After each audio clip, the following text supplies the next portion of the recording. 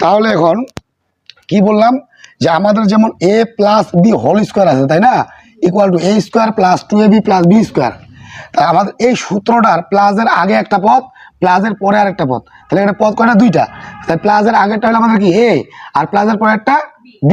ঠিক এখানেও যদি এটা ধরি আমি যে প্লাসের আগেটা হলো কি a আর প্লাসের পরেরটা কি b, তাহলে আমার চিন্তা করতে হবে যে আমার এখানে a হইল 2a, সম্পূর্ণটা a, আর b হইল কি 3b, এটা b।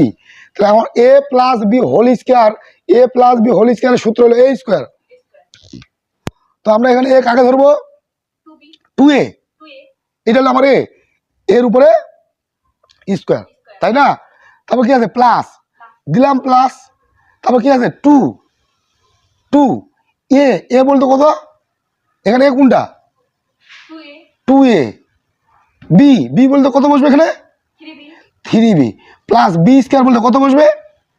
এই যে বি হলো 3b, এটা হলো বি তাই না, এরপরে স্কোয়ার। এখন মানটা কিন্তু ভাঙে দেওয়া লাগবে। যেমন এই স্কোয়ারটা কার কার উপরে আছে? 2 এর উপরে আছে, তার মানে 2 এর উপরেও আছে, এর উপরেও আছে তাই না, এর উপর দুইটার উপরে স্কোয়ার আছে। তা 2 এর উপর স্কোয়ার বলতে 2 কয়টা? দুইটা। ওই যে কালকে বললাম যে এর উপরে 3 বলতে এ হলো 3টা তাই না, তাহলে এ 2 এর উপর স্কোয়ার বলতে 2 তাহলে কয়টা? দুইটা। 2 যদি আমরা গুণ করি কত হবে?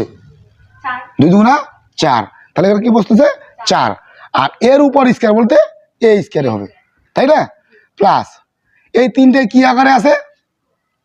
গুণ আকারে। তাহলে তিনটায় গুণ করতে হবে, যেমন 2 দুগুণা কত হবে? 4, 3 4 12। আর এ আর বি গুণ করলে এ বি হয় তাই না, প্লাস আছে দিলাম প্লাস। এখন 3bর উপর স্কোয়ার, তার মানে স্কোয়ারটা 3-র উপরেও আছে, বির উপরেও আছে। 3-র উপর স্কোয়ার বলতে 3 কয়টা? দুইটা।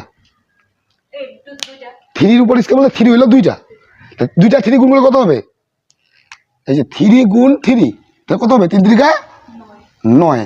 আর বির উপর স্কোয়ার বলতে বি স্কোয়ার। এটাই হলো অ্যান্সার এই অঙ্কের।